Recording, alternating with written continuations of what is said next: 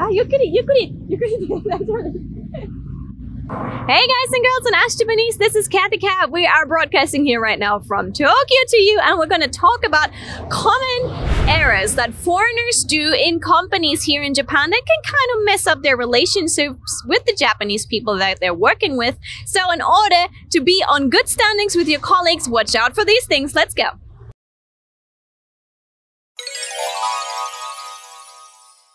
Dress code. Now, in many countries right now, smart casual is totally okay, and you can kind of stroll into work with jeans and a t-shirt and it's totally fine.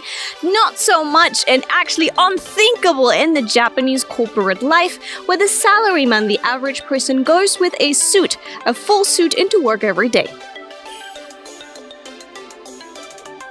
Until Cool Biz, a time zone in summer when workers do not have to wear a blazer and a tie, was established in Japan, people still had to wear that in summers, and there were actually a couple of salarymen got heat strokes due to that. But this should express how important it is to look professional in the Japanese corporate world. So if you come in, for example, in summer to the office and you're like, I don't care anymore, I'm gonna take a couple of things off and stuff like that, it might actually not roll. There's even some companies who are so strict and who have foreigners employed who will say, we don't do cool biz. We are still gonna wear like a suit, jacket and tie no matter how hot it is in summer. That's how important visual appearance is. And visual appearance doesn't just stop at the clothes, it also stops at your cleanliness. Next up, grooming. Your dress code, but also the way how cleanly you are, is very important in the Japanese office. When the average Japanese person doesn't smell. I don't know how they do it. They don't smell. Which means never, ever, ever go to work without having had your shower in the morning, and always make sure that you have proper deodorant that actually works on you, because many Japanese deodorant brands don't work on foreigners. And also be sure to, style your hair maybe a little bit if you're a guy, or definitely shave that beard. I'm not joking, I'm sorry, the beard has to go. No matter how fancy it is to maybe wear a hipster beard or similar, it's a taboo in Japan. In the corporate life in Japan, every Japanese male is cleanly shaven. Maybe unless they're the boss and they maybe allow themselves to have like a little bit of a wild beard or similar things like that, you're supposed to be super cleanly shaven. It goes with the idea of seiketsukan. Seiketsukan means cleanliness, and if a man isn't cleanly shaven, it kind of makes him look scruffy, dirty, as if he doesn't care. And that's not the image that you want to portray to your colleagues, your boss, or your customers. So every morning, shower, shave, deodorant, and also your dress code. And don't forget, if your deodorant is too strong, you do not want to be that smelly foreigner in the office, because if you are, and if you cleanliness is not up to scratch, you will get called out, you might lose customers, you might not even get put in front of customers because you will be rendered inappropriate to be in front of customers. So yeah, don't be the smelly foreigner. Holidays.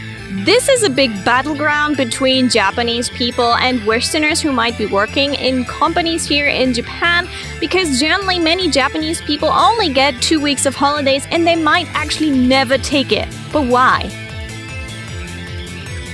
I know that many people think, this is my holiday, I've worked hard all year, I only get 2 weeks, so I might go and just take those 2 weeks because I deserve it, my family deserves it, and off we go.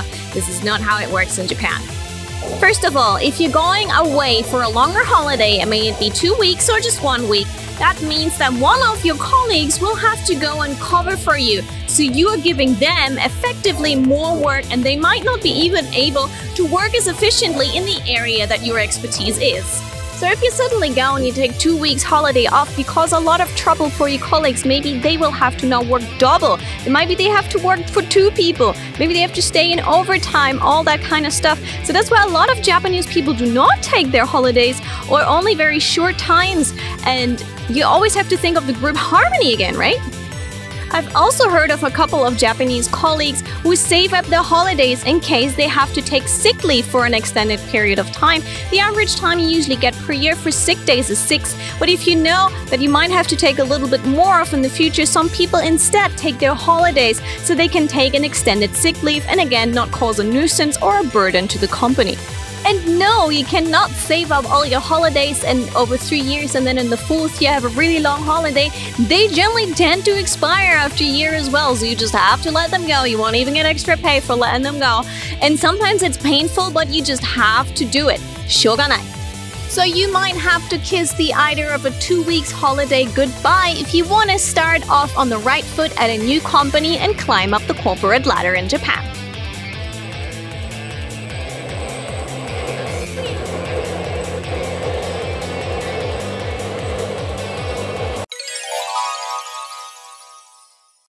Overtime! It is not a secret that Japanese people work a lot more and a lot of overtime, so you need to know that and you need to also be able to do that. Some companies will definitely expect you to stay on longer if projects aren't finished and do that in your overtime or sometimes even in your free time.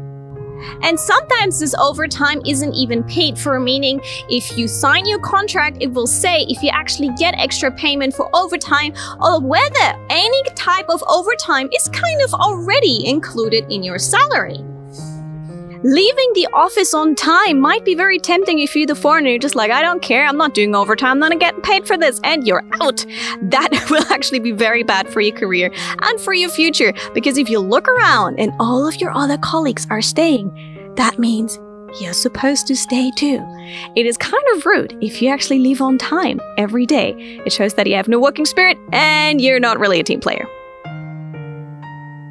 There's actually a common apology that will be used in that case if you leave the office early, which is "osaki ni shitsurei shimasu," which kind of means I am leaving early. I'm being kind of rude for leaving early, sorry. And you're supposed to say this like kind of feeling bad because you're leaving everyone behind. And especially if your juniors or your superiors are working, you're the only one who's leaving. It makes you look pretty bad. The senior-junior relationship. In Japanese companies, and generally in Japanese life, there is a kohai-senpai system. Now, what does that mean? The senior is generally there to look after the junior that maybe just entered the company. So their charge is to look out for them, show them around, help them learn the ropes a little bit, and maybe invite them for a couple of dinners, give them some tips and tricks to live in that company, work in that company, and get along with everyone. They might even give you some tips that are not in the rulebook of the company, such as this person is usually grumpy in the morning, that person, it's better if you just hand in the completed files, or maybe even things like the cafeteria has really good egg rolls on Tuesdays, stuff like that. So these people, your senpais, your seniors, treat them with respect, treat them with special care because they're doing the same thing for you. And sometimes for foreigners, it might feel like they're even telling you too much. Why are they keeping telling me this, or why do they keep telling me that? It's meant in a good way. It's meant to give you a good transition into the company. So just take it as it is. And even if they make you run errands and similar things for them, that's a thing that, you have to give back to them in a certain level. But maybe just 1 year later, new people are entering the company, which means you might be put in the exact same position. You become not the junior, but the senior, which means you have to show them the ropes. You have to teach them how to live in the company and give them an easy transition into the company. Maybe pay the first couple of meals because they're just on their starting salary, things like that. And that's the junior-senior relationship that can sometimes be hard if you have to follow orders from above, but it is to pretty much help young people come in and the older ones to help them establish themselves in the company. It's the idea of when I entered this company, someone looked out for me. So when someone new now enters the company, I look out for them. And that ties into the family system. Don't just take all the good advice and then the next year ignore the new person who enters the company. It's your job to look after them too. Now, if you want to work in Japan, of course, the very first thing you actually need to get is a visa. Yes, you cannot work in Japan without a visa. Don't try and sneak around for it. And to get a visa, you have to have certain qualifications and several degrees, if at least one, if you can bring that to the table, to work in certain industries and get certain types of visa. Now, be aware, some companies will actually not want to give you a visa. And the reason for that being is a lot of foreigners have come into Japan and exploited the system. There's a lot of foreigners who've come into Japan, got themselves a visa with one job, and then quit it just a month later to then do something completely else. Now, in order to prevent that, a lot of visas are now kind of tied to the profession that you are doing and similar things like that. It's hard enough to get a visa. So a lot of companies will actually prefer people who already have a visa and then maybe help them transfer their visa into their different section.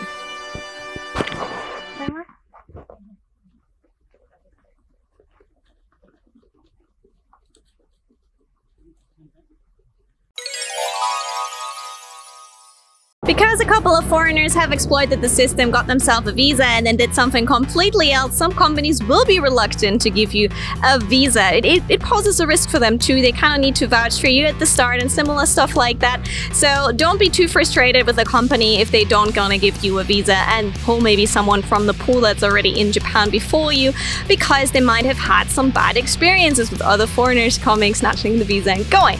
So unfortunately, that's a thing that's happening, and that made some companies reluctant to give out the visas. Promotion! Now you think you've done everything right. You went to all the drink events, you tried to, really work with your colleagues, build the group harmony and all of that. When is it time for your promotion? Depending on your company, that might change, and it might depend on your contract. A lot of people and a lot of foreigners will be contract workers instead of properly employed employees, which are called seishain. Those seishain positions are super popular in Japan, and even Japanese people are really trying to get them because it is more secured work than just a contract that get extended every other year. Why is the seishain position so sought after? Well, you are proper a part of the company, you are much more difficult to fire. You'll also get the social benefits, and you might get some other supports that you will not get on a contract. So for example, for women, you might actually get maternity leave. Hooray! Or similar things like that. Other things, if you are in a contract, you're easy dispatched. You're easier to fire. You're easier to just say, well, if you can't come into work, we're going to find someone else. And that's why a lot of people want to be seishain. But what they keep saying is seishain in Japan, you have to reach that level of being a seishain maybe before the age of 30. After 30, even for Japanese people, it gets really, really hard to actually find a company that wants to invest as much into you. And it is a risk for the company because you're harder to fire. So a lot of people don't get it, no matter how hard they try.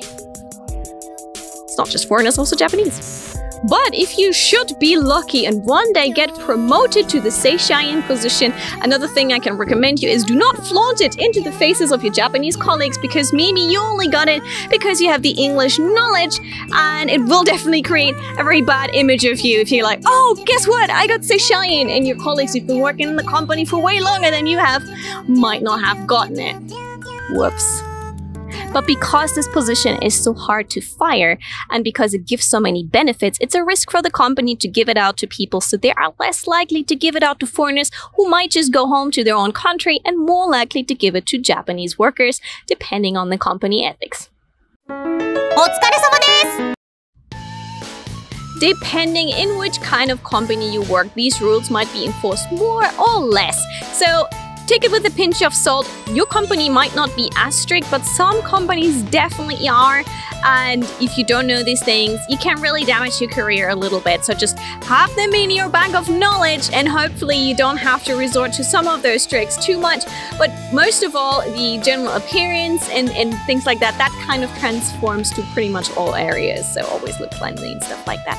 I hope you could take something away from this. There is more stuff from Japan coming out to you. So don't forget to subscribe to our channel and leave us a like on this video if you took something nice away from it. And don't forget to check out in the description box, there are our other socials, and the director and I have done some cool stuff. So be sure to check out what we're doing, and I'll catch you soon for more videos here on Ask Japanese. See you guys, bye!